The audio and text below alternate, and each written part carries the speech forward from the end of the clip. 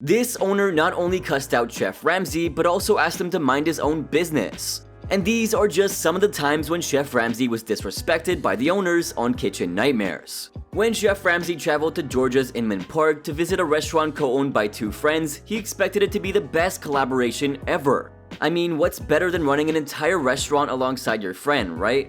But sadly, Chef Ramsay wasn't aware that he was visiting the epitome of disorganization.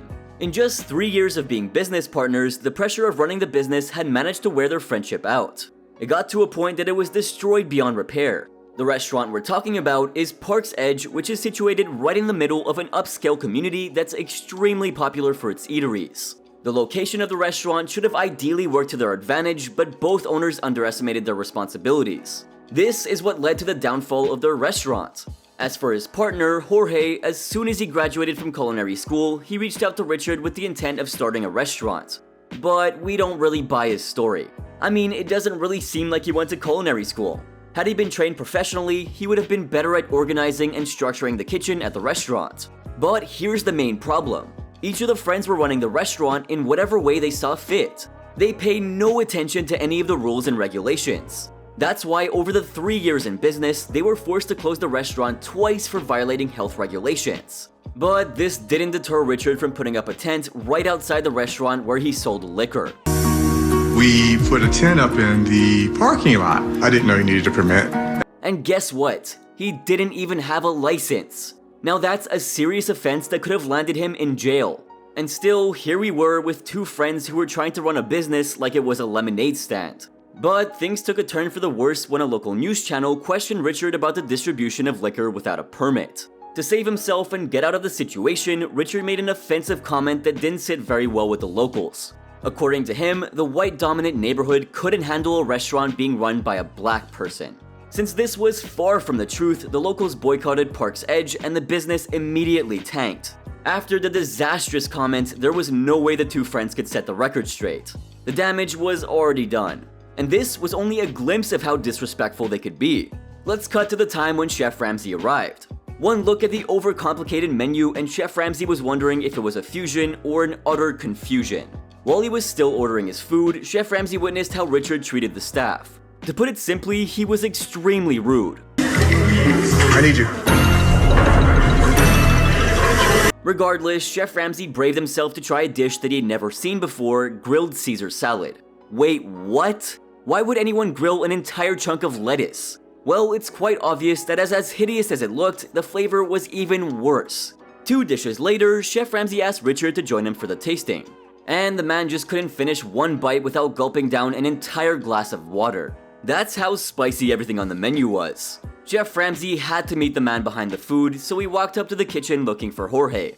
Once he found him, Chef Ramsay chastised him for the hideous combination of ingredients, and that's when Jorge finally revealed the truth. As we predicted, Jorge had never attended culinary school, but how he questioned Chef Ramsay about his authority only showed how arrogant he was. And all the food you ate today was okay? One man's opinion is not an issue. Chef Ramsay couldn't believe that he was being schooled by someone who didn't have a day's worth of professional training. Jorge mentioned that Chef Ramsay was out of control and had no idea what he was talking about. Did he forget that they were the ones who reached out to the famous chef for help? Chef Ramsay stayed back anyway to observe the service, and that's when he understood how disorganized the kitchen really was. All the tickets were mixed up, they were losing count of orders, and soon food was being returned to the kitchen. Customers complained about the food being raw, cold, and way too spicy. But Chef Ramsay lost it when he finally inspected the walk-in freezer. Now, this wasn't the worst he's seen, but how Jorge reacted is what pissed him off.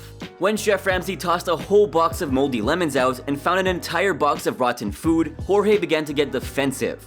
But Chef Ramsay could see right through his lies, and this is what happened. You can't even tell me the truth. Do you know why? About what? Because you don't know, and you're a joke. What? Did Jorge just try to shove Chef Ramsay? Despite being on the wrong side, I gotta say that Jorge is quite ballsy. After all that he had seen, Chef Ramsay was more than glad that the locals boycotted the restaurant since Park's Edge was on its way to failure. However, this next restaurant, which was once booming with business, fell into the wrong hands after a tragic incident. Rosemary Leon was a woman with an undying passion to build something of her own. And this is why she founded Leon's Restaurant in Montclair, New Jersey. When Leon established the restaurant in 1996, there was a long line of customers waiting outside the door. For 10 long years, Leon treated the restaurant like her child as if it were her entire life. The dedicated owner fell into a coma after a kidney operation went wrong. With her absence, the driving force behind the business was missing.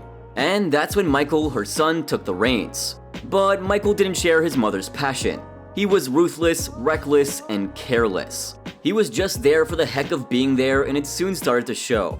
But somebody had to step up, and that's when the head server, Trudy, went out of her way to take charge. However, even though she tried her very best, things didn't work out as well as they should have. And 2 years later, when Leon finally returned, she almost had a heart attack. The restaurant that she had put her life into was in ruins. Everything was so dirty and disgusting. She was incredibly heartbroken that she reached out to the only person she can think of to help heal her business, Chef Ramsay. And the moment Chef Ramsay arrived, he understood what was wrong with the restaurant immediately. As the famous chef walked into the door, he found Michael watching TV. Hey, hello, Gordon. How are you doing, Chef? It was easy for Chef Ramsay to assume that the business might have been so dry that the owner could afford watching TV in the prime hours of service. And to further make his point, he showed Michael what it felt like for a customer to walk in and find the owner busy doing nothing. Hello, table for one, sir? Yeah, I'm busy. Okay. 2 seconds, I've just got to watch this golf. I'll see myself. I'm busy, I'm just trying to find the game. It's so... He tried his best to both embarrass and teach Michael a lesson, but we're not sure how well it worked. When Chef Ramsay asked to meet the staff to get to the bottom of the issue, Trudy revealed that she had to take care of the payroll, the orders, the maintenance, and basically everything. I take care of payroll, I take care of ordering, I take payables, receiving, doing the... Meanwhile, what did Michael do? Nothing. While he kept slamming down all of Trudy's accusations, we finally heard it from his mother herself. Gotta have goals. My restaurant. Desire.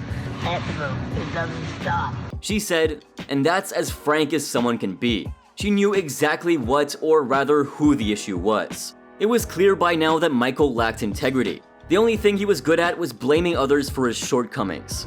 To assess the gravity of the situation, Chef Ramsay asked the staff to make everything on the menu.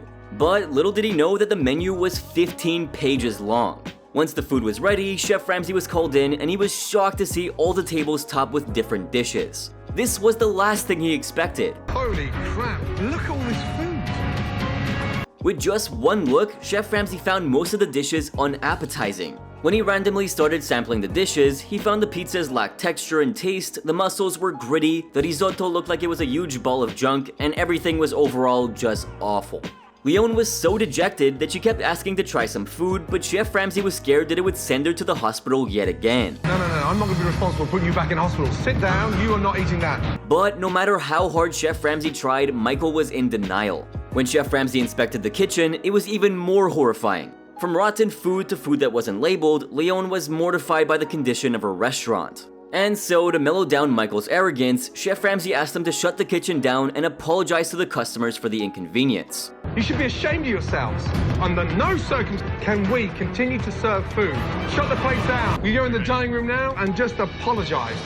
Later on, once the crowd cleared, when Chef Ramsay gathered everyone for a discussion, Leon admitted that Michael was the reason for the restaurant's failure. And instead of feeling shame for what he had done, he tried to fire back at his mother for picking on him. Talking about. Oh, Ma, stop it, Ma, stop it. You're oblivious.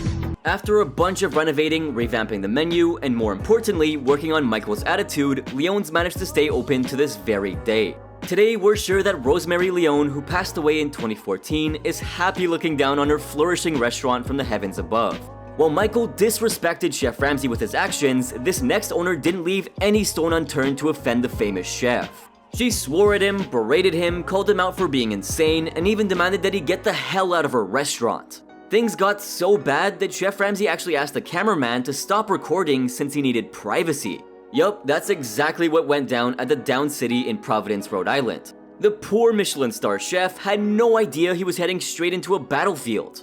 And the one he would be facing was Abby Cabral, a 33-year restaurant veteran who ran the place with her best friend Rico Conforti. While Cabral welcomed Chef Ramsay with a warm smile, that was the only time she was courteous with him. 2 minutes later, Cabral showed us her true colors. She was so stubborn and arrogant that she couldn't take criticism of any kind. That was embarrassing. Why? What did you have? Although Cabral had absolutely no experience in the food industry, she took it upon herself to plan and execute the menu however she wanted. Where would you like me to sit? You're gonna go right Thank over you. here. Unlike most restaurants where Chef Ramsay sits down to taste the menu, this time around, he unknowingly sampled the food before. He ordered room service at the hotel he stayed at the previous night, which came straight from down city. Sadly, he detested the food, and when he shared his disappointing experience with Cabral, she immediately pulled out a defensive attitude. And this was just the beginning. But Chef Ramsay was shocked when she said the most absurd thing ever. I think you're one of those customers that I would fire immediately. Yes, you heard that right. While the rest of the world preaches that customer is king, Cabral tried to fire her own customers. I think you're one of those customers that I would fire immediately. Fire customers? I have. Okay. From then on, the demented owner kept dismissing Chef Ramsay at every chance she got. She got him all riled up before he even ordered food. When Chef Ramsay asked her to stop defending herself, she began to get restless. He somehow managed to dismiss her and went ahead with placing his order. When everything arrived, it was no better than the room service. He found it to be so horrendous that he referred to one of the dishes as a funeral in the mouth. It wasn't a party in my mouth, it was like a funeral in my mouth. A funeral? By this time, Cabral was ready to choke him. And we got to see more of her aggression as Chef Ramsay walked over to the kitchen to discuss the disgusting food. Chef Ramsay couldn't believe that a restaurant of this caliber didn't even have a head chef. When he called out Cabral for being a dreamer who expected to be successful while serving bad food, the owner went back into defensive mode. Just take a look at her body language. On one side, Chef Ramsay was trying to help them, and on the other, Cabral looked like she was ready to fight. Cabral then decided that she wanted to spend more time with the only person that she listened to, herself. Is a conversation with the one person she believes is always right, herself. While she was busy reevaluating her options if the restaurant were to close, Chef Ramsay decided to inspect the kitchen before the dinner service. And to his utter astonishment, the kitchen was a complete disaster. The place looked like it had never been cleaned. When things were so bad on the surface, just imagine what was lurking underneath. When Chef Ramsay looked into the walk-in freezer, he found container after container that weren't labeled. There was so much meat being stocked, but everything was in disarray. As the famous chef voiced his concerns about the state of the kitchen, Cabral simply ignored him and continued her conversation with Rico, the co-owner. At that point, when Chef Ramsay tried to get her attention, she simply brushed it off, saying that she was discussing something with Rico that was none of his business. That's when things suddenly got intense and both parties showered each other with a range of insults. I'm trying... You're being a This wasn't like this. Hold on a minute. You're calling me a... I am.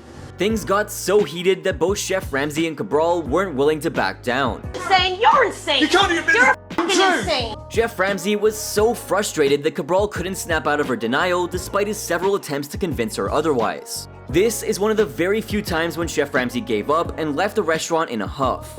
But not before giving rise to one of his most famous comebacks ever. Chef Ramsay was so annoyed that he called Cabral this. Precious little... Let me tell you something. Oh boy. But wait, let's make this clear. Chef Ramsay didn't leave out of his own accord. He was asked to leave. Or rather, he was ordered to leave. If you want me to leave, I'm out of here. Absolutely not. While the rest of the staff and the co-owner could only gawk at what was happening, Cabral, without any remorse, screeched at the top of her voice and said this. You're perfect. My restaurant. Want me to go? I would love you to go. I will go. Get the out of my I will restaurant, go. please. And do you really think Chef Ramsay would take kindly to such an insult? Of course not. He gave it straight back to her and told her she was in denial and needed therapy. You are so in denial. Okay. You need therapy. But Cabral wanted to have the last word. You weren't insane. You weren't like. Yeah, blame me all you want. After all, it was her restaurant. So as Chef Ramsay made his way out of the restaurant, she shouted out loud right behind him and called him a disgrace to the food industry. You're a disgrace to this industry. You would get out of my restaurant. Can you believe that? The kind of things this celebrity chef has to go through. Had it been me, I would have never returned to face this insane woman again. But Chef Ramsay was just built different. After Rico had a one-on-one conversation with Chef Ramsay and apologized for his partner's behavior, things improved. If you want me to leave, I'm out of here. Absolutely not. You got my 100% support. Okay, I'm gonna go for a walk and I'll come back. Okay? Thank you. The culinary genius agreed to come back and help the restaurant along with its deranged owner Cabral get back on its feet. However, while the episode aired in March of 2011, in December of the same year, Cabral posted a message on her website that read, "I want to thank everyone and anyone who ever walked through the doors of Down City. What owning Down City has meant to me, words cannot describe. Just like how we can't describe how much we appreciate your support. We're pumping out high-quality videos weekly on crazy topics like these, so it's nice to see you engage with our content. So if you enjoy what you're watching, be sure to drop a massive like down below and subscribe to our channel for more content like this. With that out of the way, the message that Cabral posted announced the end of Down City. Despite all the attempts Chef Ramsay and the entire team at the restaurants made, the business had finally come to an end. And so is our video. Well, these were just some of the times that Chef Ramsay was disrespected by the restaurant owners on Kitchen Nightmares. But who knows, maybe Cabral just acted out because she wanted more attention to her restaurant. A little publicity never hurt anyone, right? What do you think? Let us know in the comments section down below. Thanks for watching, guys!